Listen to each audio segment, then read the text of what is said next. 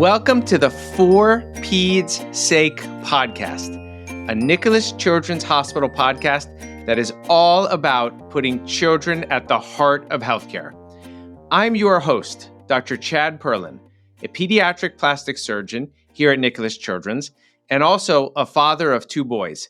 And I am so excited to welcome you to today's episode.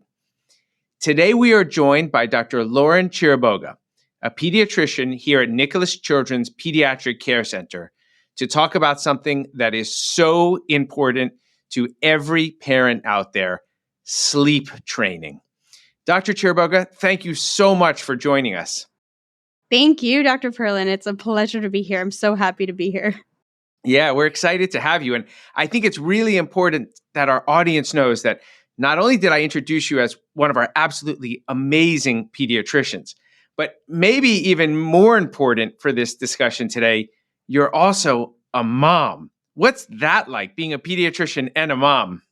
I am a mom, yes. So I have a little boy, Noah. He's 2.5.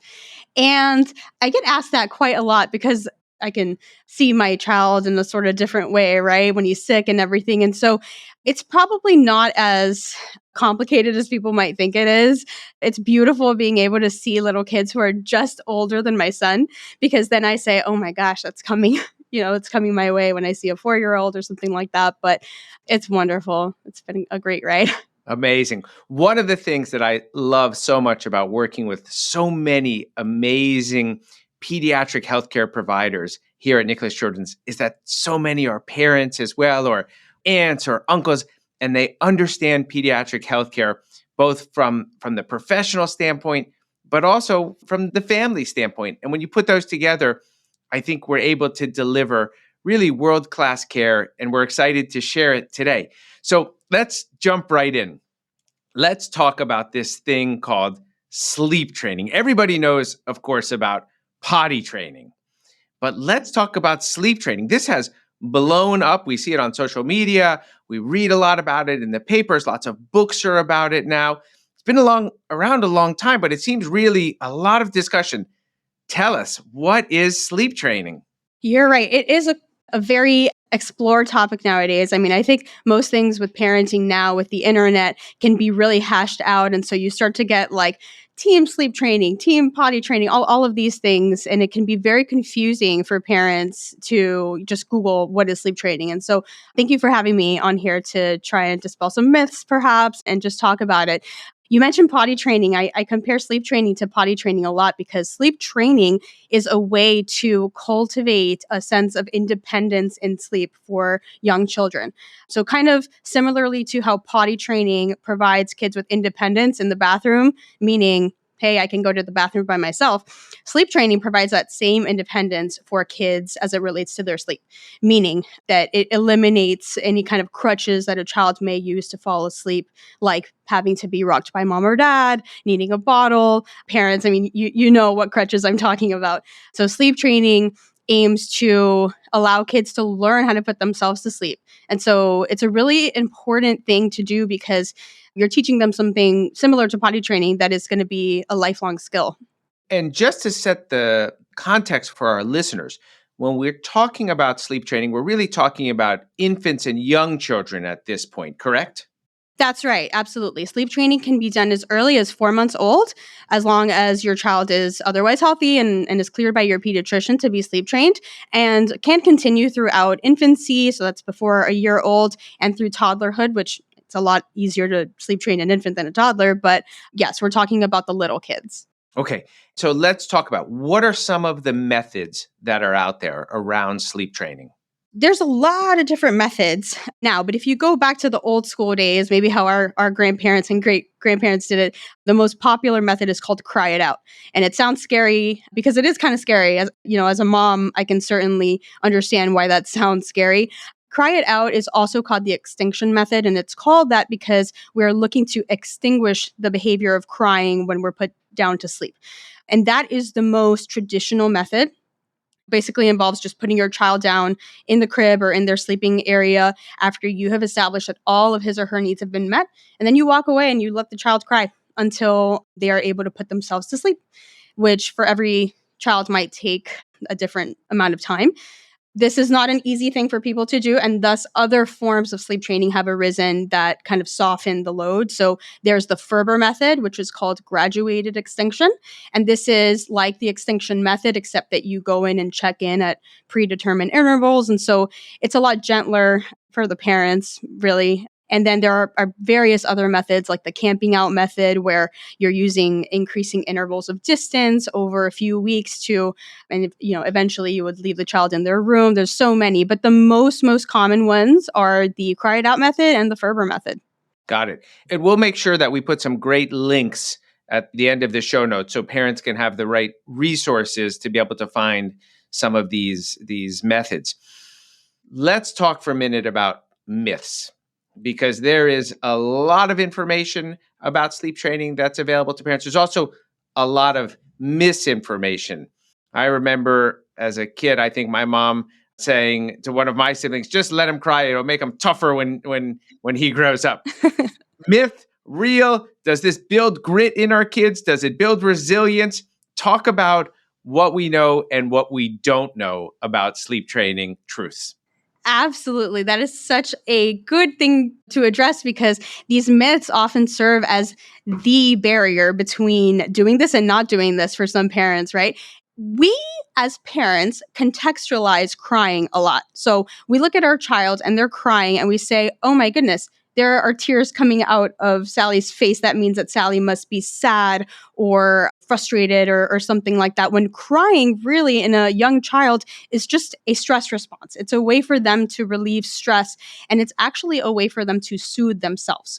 It's important that we as parents put crying in the appropriate context. Meaning, if my child is 6 months old and I put him down to sleep and he's crying until he falls asleep, he's not crying because he's sad. He's not crying because he is feeling a certain way, feeling abandoned, which is our biggest fear with this as parents, right? He's crying because he is learning how to soothe himself. It's a way for him to do something until he is able to fall asleep independently. So that's a very, very important distinction. This crying is not harmful to the baby as long as they are mature enough to handle this. So that's why 4 months is that cutoff where we say, if your child is younger than 4 months, they cannot handle that. So we rock them to sleep. We survive those nights, as you know, as a dad yourself, right? But once they're 4 months, their brain is mature enough that they actually can handle that form of release of stress. So does it make you grittier and stronger? Not necessarily, but it does teach you how to fall asleep independently, because after a few nights of doing this, you'll put your child down and they won't cry anymore. They'll just go to sleep. And so that's kind of what it takes, right? So it's really important that parents understand that crying in a baby, it's not the same thing as crying for adults or older kids. I think that's a really interesting point and so important for parents, especially new parents who may be dealing with this maybe with their first baby, to understand.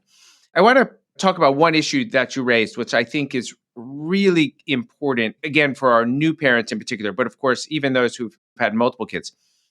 Understanding, as you talked about, crying as a form of self-soothing versus knowing when something's wrong. Maybe the baby has reflux or other issues that could be affecting that. Can you just briefly, I know it's not the exact subject of sleep training, but for sure parents are going to ask this question.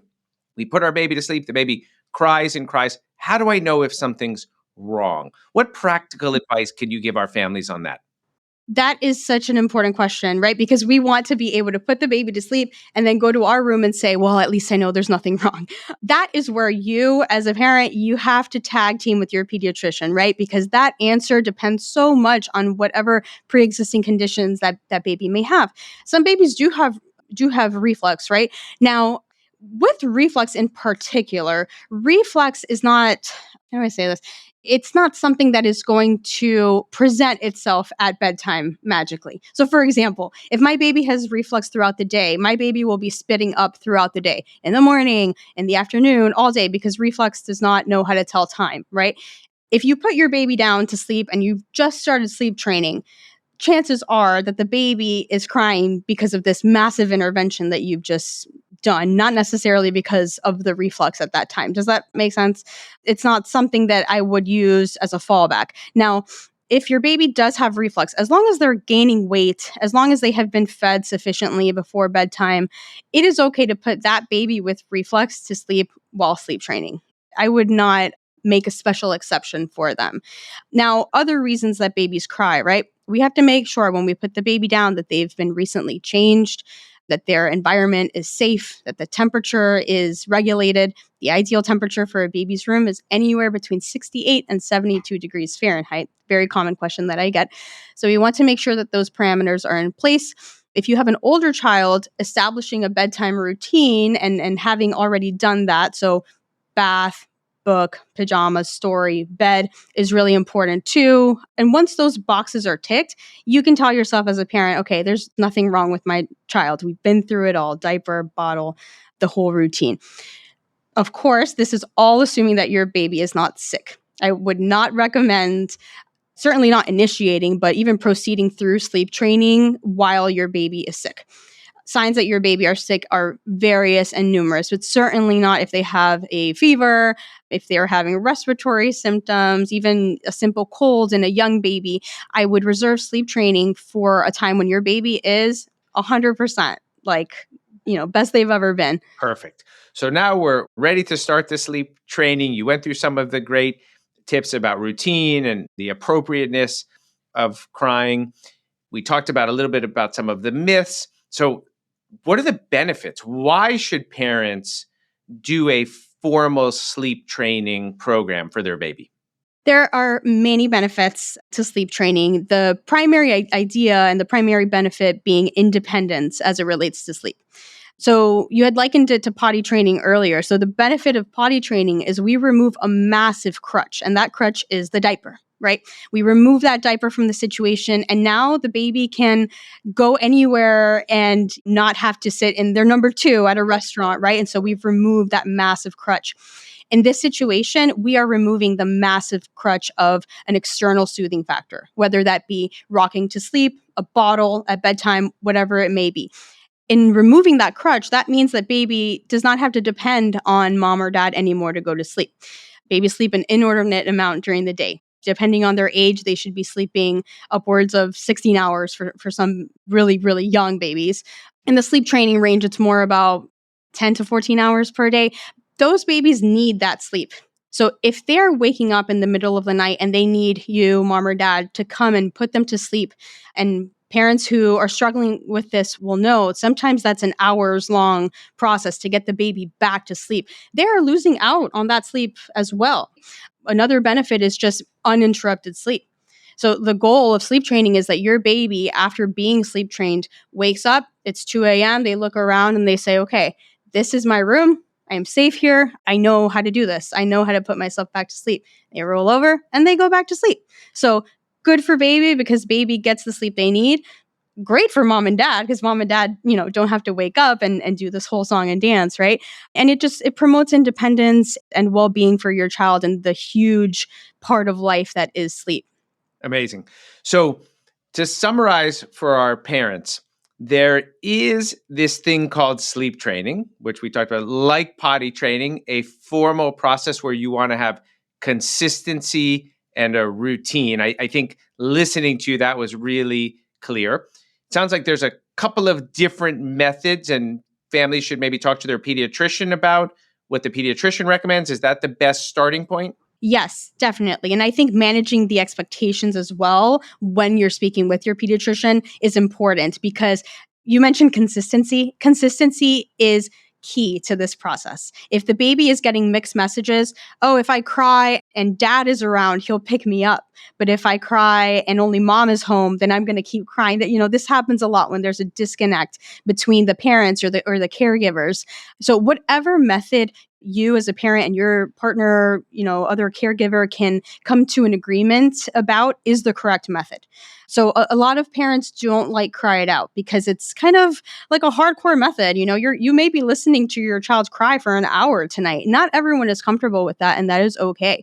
And so if you and your partner are not on board with that, perhaps it's not the method for you. It is very parent focused as well. So review with your pediatrician what methods exist, what can we as a couple or as a family, what can we tolerate and agree to do what is best for the family.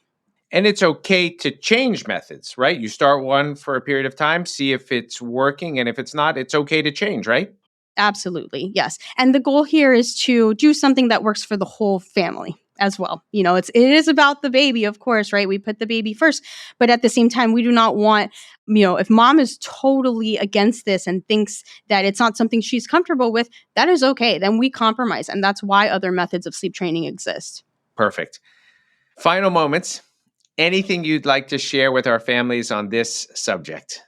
So when I speak to parents, what I never want to sound like is very prescriptive as a pediatrician. You should sleep train your child and go home and do it. And it's something so difficult to do. And what I never want to happen is for a parent to say, oh, well, easy for her to say, right? I share with my patients' parents my experience with sleep training. My husband and I, we did not want to do cry it out because for us, it was too much. I did not want to listen to my son cry for 60 minutes. Yeah, we tried and it just wasn't fun. And so we did the Ferber method, which is a method that's kind of like cry it out light. You let them cry, but you go in after 10 minutes and reassert your presence and so on and so forth. I guess it's just important for me to convey that I understand as a parent the frustration that this time can evoke in parents and in families. But at the same time, I try to advocate so hard for sleep training because I've seen what it can do. And in my case, after doing the Ferber method for a few upwards of a week or so, my child became an independent sleeper. Since he was 6 months old, we put him in the crib and he'd go to sleep. I was able to see the benefits of it myself. And so, yeah, for anyone out there who thinks that you're the only one struggling with this, you're certainly not. There are so many people who are going through this ordeal with you, and trust your pediatrician and trust their guidance. I love how you talked about your own experience. As a surgeon, people often ask me, what would you do if it was your child? And for you to be able to say that for your patients and share that on the podcast, what you did do for your child and the experience you went through is really wonderful. Lauren, thank you so much. It was a pleasure to talk to you. Thank you. This concludes this episode of the For Peds Sake podcast. We hope you learned some helpful tips from Dr. Chiriboga. Make sure to stay tuned for our next episode. And in the meantime, be sure to follow us on all social media channels. You can find Nicklaus Children's Hospital on Instagram, Facebook, TikTok, and YouTube. See you next time, and good luck with the sleep training.